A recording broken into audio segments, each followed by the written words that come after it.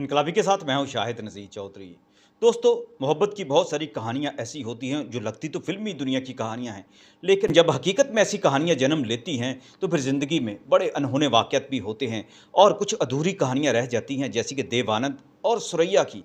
दोनों बॉलीवुड के लेजेंड अदाकार थे। 1940 के बाद की जो फ़िल्में थी, हिंदी फ़िल्में थी, उनके टॉप पे ये दोनों एक्टर थे। लेकिन देव आनंद और सुरैया के दरमियान मोहब्बत इतनी ज़्यादा बढ़ गई थी, इश्क की इतनी इंतहा बढ़ गई थी कि दोनों एक दूसरे के बगैर रह नहीं सकते थे।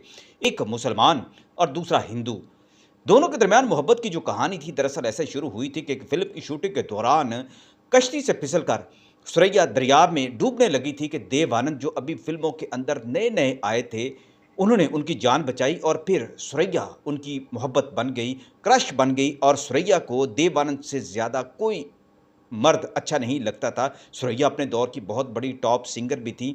मैडम नूरजहाँ के साथ उनकी जो जोड़ी थी बड़ी जचा करती थी। दोनों मिलकर फ़िल्मों में काम भी करती थी, गाया भी करती थी अपनी फ़िल्मों के अंदर। लेकिन सुरैया की दादी को ये मोहब्बत गवारा नहीं थी। वो इस बात के मुखालिफ थी कि एक हिंदू के साथ सुरैया की शादी नहीं होनी चाहिए। उसके चचा, मामू सभी इसकी मुखालफत करते थे और एक तूफ़ान ऐसा था, खड़ा कर दिया उनकी दादी ने।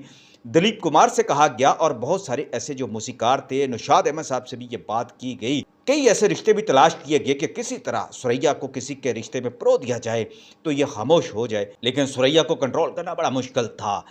एक वक़्त तो ऐसा भी आ गया जब देव आनंद ने सुरैया के लिए हीरे की अंगूठी बनवा ली, लेकिन उनकी दादी ने उन्हें वापस कर दी और बड़ा सख्त जवाब भी दिया था। हालात ऐसे पैदा हो गए कि लगा कि हिंदू और मुस्लिम फसादात शुरू हो जाएँगे। सुरैया और देव आनंद की मोहब्बत को लेकर, जो अब शादी में बदलने जा रही थी, और उनकी दादी को जब ये खबरें मिलती थी कि देव आनंद सुरैया को घर से भगाकर लेकर चले जाएँगे अगर उनकी शादी ना की गई। लेकिन फिर मामलात को सुलझाने की कोशिशें की गई। दिलीप कुमार ने खुद देव आनंद से बात की कि आप ऐसा ना करें। जब वो नहीं ऐसा करना चाहते तो दो मज़हबों का आपस में मिलना जो है, आने वाले वक़्त में बड़ी प्रॉब्लम पैदा कर सकता है।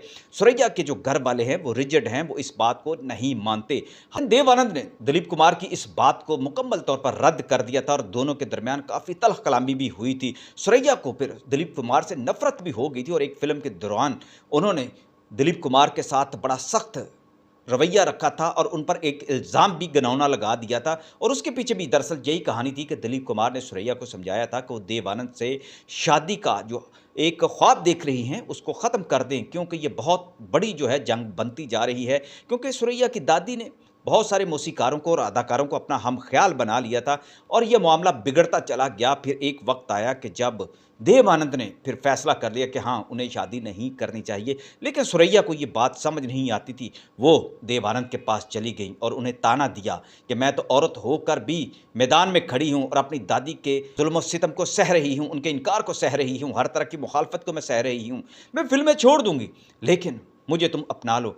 लेकिन जब सुरैया ये बात ना समझ सकीं, तो देव आनंद ने उनके मुँह पर थप्पड़ मारे और थप्पड़ खाकर सुरैया की हालत गैर हो गई। वो रोती रहीं और उनके दिए हुए इस ज़ख्म को लेकर वो वापस चली गईं। और ये बात जब फ़िल्म इंडस्ट्री में गूंजी तो दिलीप कुमार ने दोबारा देव आनंद को पकड़ लिया और कहा कि एक तरफ तो मोहब्बत का ये भूत और दूसरी तरफ आपने सुरैया के नाज़ुक चेहरे पर इतने थप्पड़ मारे हैं, ये आपकी मोहब्बत के शान के खिलाफ है।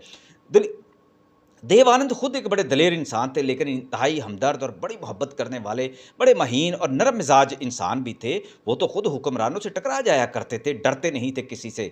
लेकिन देव आनंद को एहसास हुआ कि वाक़ई वो गलती कर बैठे हैं। उन्होंने सुरैया से बहुत ज़्यादा माफ़ी माँगी और कहा कि वाक़ई उनसे गलती हो गई है, और इसका इज़ाला करने के लिए देव आनंद ने अपने हाथों से फिर सुरैया की एक तस्वीर बनाई, जिसको लेकर सुरैया ने अपने घर में ले जाना चाहा, लेकिन उनकी दादी ने, कहा जाता है कि वो तस्वीर फाड़ दी थी। सुरैया को ये बात बड़ी नागवार लगी और फिर सुरैया ने अहद कर दिया कि अब वो ज़िंदगी भर शादी नहीं कर। लेकिन जब देव आनंद ने हालात देखे और इस नतीजे पर पहुँचे कि अब उन्हें सुरैया से वाक़ई शादी नहीं करनी चाहिए, एक तरफ उनका फ़िल्मी करियर भी था, दूसरी तरफ हिंदू-मुस्लिम फ़सादात का ख़तरा भी था। ये बड़ा एक नाज़ुक दौर था जिसके अंदर फ़सादात बहुत ज़्यादा हुआ करते थे।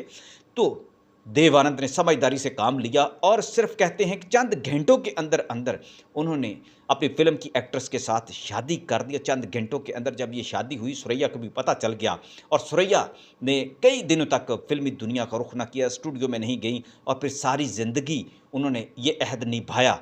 वो देव आनंद की मोहब्बत में जलती रहती थी, कुढ़ती रहती थी, याद करती थी। जब भी याद करती अपने गालों पर हाथ रख लिया करती थी और धीरे धीरे कुछ भुला करती थी और फिर एक फ्लैट में अपनी ज़िंदगी सारी गुजारने के बाद उनकी डेथ हो गई और उनके कमरे के अंदर देव आनंद की बहुत सारी तस्वीरें जो थी दीवारों पर आवेज़ा थी। ये उनकी सच्ची मोहब्बत की एक दास्तान थी दोस्तों, जो इसी तरह बहुत सारे और अदाकारों की ज़िंदगी में भी हकीकत बन जाती है, जो बाद में फ़िल्मी कहानियों में बदल जाती है।